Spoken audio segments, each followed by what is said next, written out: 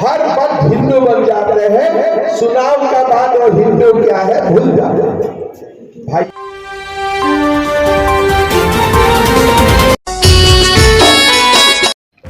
असम राज्य के मुख्यमंत्री हेमंत बिस्वा शर्मा खुजनेर पहुंचे, जहां भाजपा प्रत्याशी अमर सिंह यादव के समर्थन में जनसभा संबोधित की। मंच से कांग्रेस पर जमकर बरसे। कमलनाथ अपने आप को हनुमान भक्त बता रहे। कांग्रेस की हालत क्या है? कांग्रेस में कपड़ा फाड़ने का कंपटीशन चल रहा है। सुनिए आगे क्या कुछ उन्होंने कहा है। बड़े शक्तिपीठ रूप से कामाख्या माँ को माना जाता है, इसलिए माँ का जोनी मुद्रा वहाँ में ही है, और जहाँ से जोनी मुद्रा है वहाँ से सृष्टि का शुरुआत होता है। तो इसीलिए कामरूप कामाख्या हमारे सनातन परंपरा में एक बहुत ही प्रसिद्ध स्थान है, पवित्र स्थान है।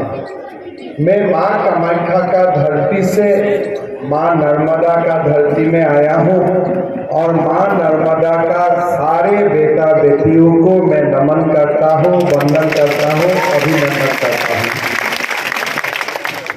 भाइयों और बहनों, चुनाव भी आ रहा है। अमर सिंह यादव को हमें जिताना है। मध्य प्रदेश में भी भाजपा का सरकार बनाना है, लेकिन साथ साथ में हमें और एक संकल्प ये चुनाव में लेना है कि देश का तीसरा बार का भी प्रधानमंत्री नरेंद्र मोदी जी को बनाना है। आज से नहीं, भारत का राजनीति में मध्य प्रदेश का एक बहुत बड़ा मैसेजिंग है।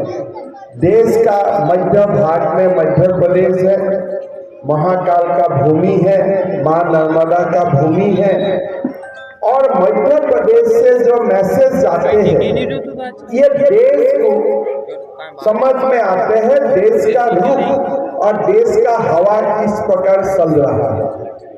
अगर हम मध्य प्रदेश विधानसभा में भाजपा को 150 पार करके जिता के भेज देता हूं, तो पूरा भारत वर्ष में ये मैसेजिंग हो जाएगा कि देश का तीसरा बार भी प्रधानमंत्री नरेंद्र मोदी ही बनने वाला है।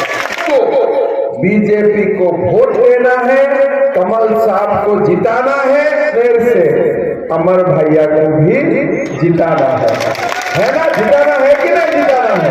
कौन कितना लूट सकता है वो 15 महीना में।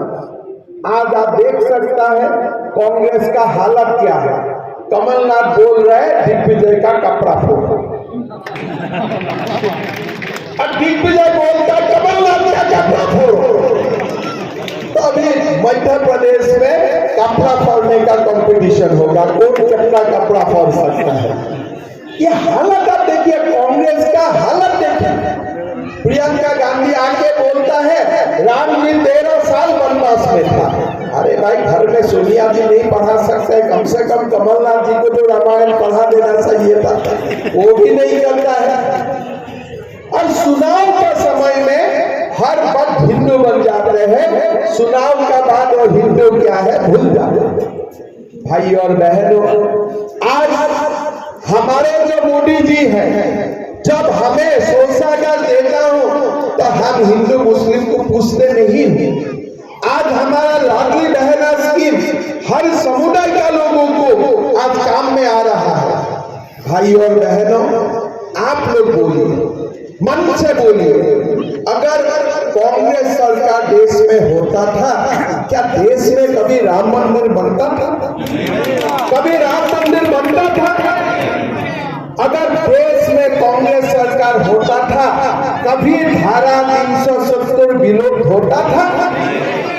भाई और बहनों, अब देश प्रेम, हमें विकास का गंगा भी चाहिए, और साथ में हमें भारत माता को भी हमने विश्व गुरु आसन में लेके जाना है। कोई लोग बोलता है विकास, मैं बोलता हूं हमें विकास भी चाहिए, लेकिन विकास का साथ साथ मैं भारत का हजारों साल का जो हमारा गौरवी संस्कृति है, हमारा जो धरोहर है, उसको भी हम मैं असम से आता हूँ। असम और साइना हम लोग एक प्रकार से आमने सामने रहता हूँ। कांग्रेस का शासन में साइना हमारा प्रदेश का बीच में घुस गया था। किसलिए? ना रास्ता था, ना रेल था, कुछ भी नहीं था। सीमाओं का अंचल खाली हो गया था, कुछ भी नहीं था, कुछ नहीं बनाया कांग्रेस ने। लेकिन आज आप देखिए साइना और भारत का टक्कर होता है, भारत साइना को भगा देता है। इसलिए आज तावान का सीमा तक भी हमारा रोड बन चुका है, रेलवे लाइन का भी काम शुरू हो चुका है। आज प्रधानमंत्री मोदी जी ने हमारा देश को देखने का जो नजरिया था उनको ही पूरा बदला था। आज अमेरिका का जो देश था, एक प्रकार भारत कभी ऐसा प्रदेश था कि अमेरिका भारत को अंगुली से नसाता था और भारत नाश लेता था, लेकिन आज वो हालत नहीं है। अमेरिका का संसद में भी भारत का प्रधानमंत्री का जयकारा होता है। हम भारतीय लोग अपने आप को गौरवी महसूस करता है। आज खाली रसिया और अमेरिका चंद्र लोक में यान नहीं भेजते हैं, हमारा भारत भी चंद्र लोक में यान भेजता है। आज G20 जैसा शिखर सम्मेलन का अध्यक्षता करने का गौरव भी भारत को प्राप्त होता है। यही देश में जवाहरलाल नेहरू था, यही देश में राजीव गांधी था, यही देश में इंदिरा गांधी था, तब तो हमें ये सम्मान नहीं मिलता। आज बीजेपी है तो भारत माँ को विश्व गुरु आसन में ले जाने का कल्पना और इच्छा शक्ति दोनों दिखा रहा है। और मैं आप लोगों को बोल सकता हूँ कि मोदी जी का नेतृत्व में ही 10 साल भारत अमेरिका और चाइना को भी पीछे कर देगा। भारत दोबारा विश्व गुरु का आसन में बैठेगा। ये हम लोग का जो कल्पना है, जो सपना है, मोदी जी वो वास्तव में ये रूपायित करेगा। भाई और बहनों, कमलनाथ जी आजकल अपने आप को हनुमान भक्त बोलते हैं। हनुमान मंदिर में होता है, हनुमान हमारा हृदय में होता है। हनुमान क्या केक में होते हैं? हनुमान केक में होते हैं? हनुमान कोई बर्थडे केक में आते हैं? कमलनाथ जी केक में हनुमान जी का प्रतिमांकन करके हैप्पी बर्थडे करता है। तो मतलब कोई भी संस्कृति का उनका कोई ज्ञान नहीं है, संस्कृति के लिए उनका कोई चिंता भी नहीं है।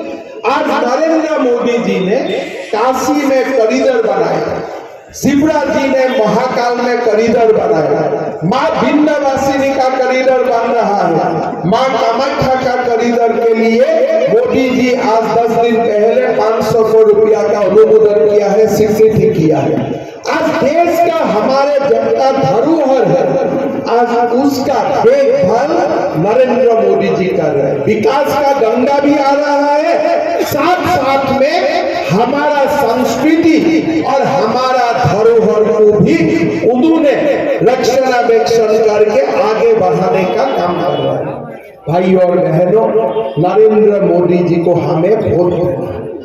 मध्य प्रदेश में दोबारा बीजेपी का सरकार लाना है और मध्य प्रदेश को देश का 1 नंबर प्रदेश बनाना है।